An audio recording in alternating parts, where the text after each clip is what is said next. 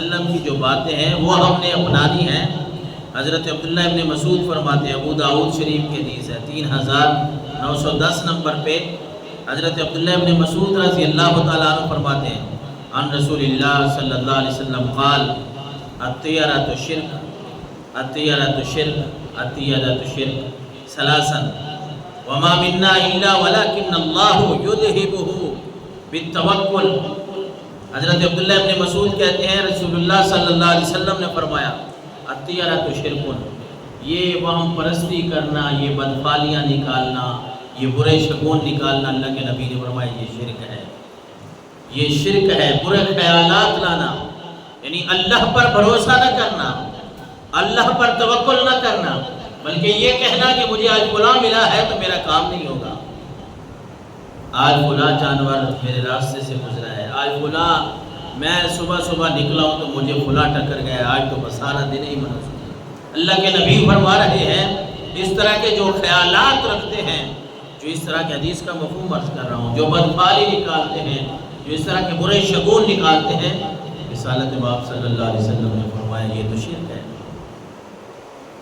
کیوں؟ ادھر سے بندے نے کلمہ پڑھا ہوا ہے، کہتا ہے اشہد ان لا الہ الا اللہ وحدہ لا شریک لہ، ادھر سے کہتا ہے کہ آمنت باللہ و ملائکتہ و کتبہ و رسلہ، اور آگے والقدر خیرہ و شرہ من اللہ تعالی والبعث بعد الموت، کہ میں اللہ پر ایمان رکھتا ہوں، قیامت پر ایمان رکھتا ہوں، اچھی بری تقدیر پر ایمان رکھتا ہوں، ہر بات پہ ایمان رکھتا ہوں۔ یہ باتیں جتنی بھی ہیں وہ اللہ کی طرف سے ہوتی ہیں۔ ایک طرف انسان یہ عقیدہ رکھے اور دوسری طرف یہ بات بنا کے بیٹھ جائے کہ فلاں کی وجہ سے میرا کام نہیں ہوا، یہ کہا ہے انصاف۔ اس لیے اللہ کے نبی نے فرمایا ایسے وہم میں پڑ جانا، ان ایسے خیالات میں پڑ جانا، یہ تو شرک ہے۔ صحابہ کرام نے عرض کیا اور آپ علیہ السلام نے پھر جواب دیا وما منا الا ولکن اللہ یذہب بالتوکل، کہ مسلمانوں میں سے جو اس وہم میں پڑ بھی جائے نا تو پھر اسے چاہیے کہ وہ اللہ تبارک و تعالیٰ کے اوپر توکل کرے، اللہ اس کے لیے توکل کا بندوبست فرما دیتا ہے، رب کے اوپر بھروسہ کرے۔ اگر ہم میں سے ہر ایک کو ایسا خیال آ بھی جاتا ہے تو حدیث مبارکہ کا یہ مفہوم ہے کہ اللہ اسے اس برے خیال کو ہٹا کر توکل پر قائم کر دیتا ہے۔ مسلمانوں کو تو خیر ویسے ہی ایسی باتیں زیب نہیں دیتی کہ ایک طرف ہم رب کی عبادت کرنے والے ہوں، رب سے مانگنے والے ہوں، پھر ہم یہ باتیں سوچیں تو یہ ہمارے لیے درست نہیں ہے۔ اسی طرح ایک اور حدیث مبارکہ ہے مسند احمد میں 7768 نمبر، مسند احمد کتاب کا نام، اور آقا کریم علیہ السلام کا یہ فرمان ہم تک پہنچا۔ حضرت عبداللہ ابن عمر رضی اللہ تعالیٰ عن عبداللہ ابن عمر قال قال رسول اللہ صلی اللہ علیہ وسلم من ردته الطیرۃ من حاجۃ فقد اشرک۔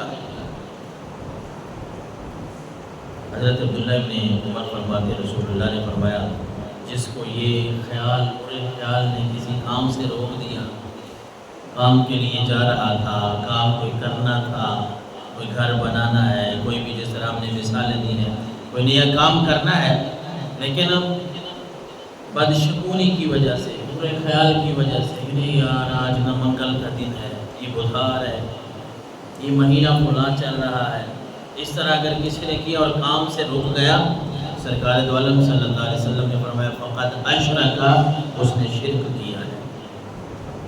یہ اللہ کے ساتھ شرک کرنے والی بات ہے۔ تو صحابہ کرام نے عرض کی یا رسول اللہ صلی اللہ علیہ وسلم ما کفارۃ ذالک، پھر اس کا کفارہ کیا ہے؟ اگر کوئی ایسا کر بیٹھتا ہے، کسی کو یہ خیال آ جاتا ہے، کسی کو یہ وہم پڑ جاتا ہے کہ میرا کام جو ہے وہ فلاں وجہ سے اڑا ہوا ہے، ویسے بدگمانی، برا فعل، بدشگونی، توہم پرستی، یہ سارے نام مترادف ہیں، سارے ایک ہی بات ہے۔ کوئی اگر ایسا کرتا ہے تو صحابہ کرام نے عرض کیا یا رسول اللہ ما کفارۃ ذالک، اس کا پھر کفارہ کیا ہے، ہم نے کیا کرنا ہے؟ آقا کریم علیہ السلام نے فرمایا قال ان یقول احدهم اللهم لا خیر الا خیرک ولا طیر الا طیرک، اگر ایسا خیال آ بھی جائے تو تو پھر رب کے سامنے یہ کہا کرو کہ یا اللہ بھلائی ساری کی ساری وہ تیری طرف سے ہی ہوتی ہے، یا اللہ اگر ہمیں کوئی برائی پہنچتی ہے وہ بھی تیرے حکم سے ہی پہنچتی ہے۔ تو بندے کو یہ کہنا چاہیے جب بھی کوئی ایسا وہم آتا ہے، جب بھی کوئی ایسا خیال آتا ہے، حضور نے فرمایا پھر تمہیں یہ کہنا چاہیے کہ بھلائیاں ساری اللہ کے ہاتھ میں، کوئی کسی کا کچھ نہیں کر سکتا، اور برائی بھی اگر ملتی ہے تو اللہ کے حکم سے ملتی ہے، اس کا بھی کوئی کسی کا کچھ نہیں کر سکتا۔ لہذا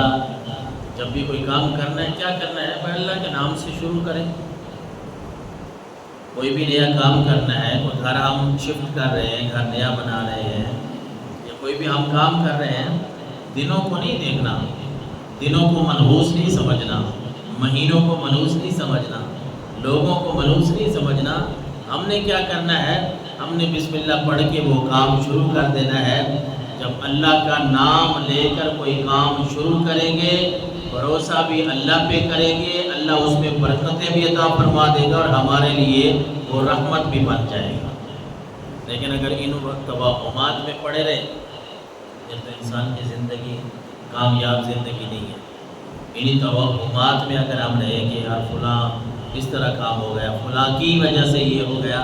تو پھر بندہ کون سا کام کر سکتا ہے، کون سا کاروبار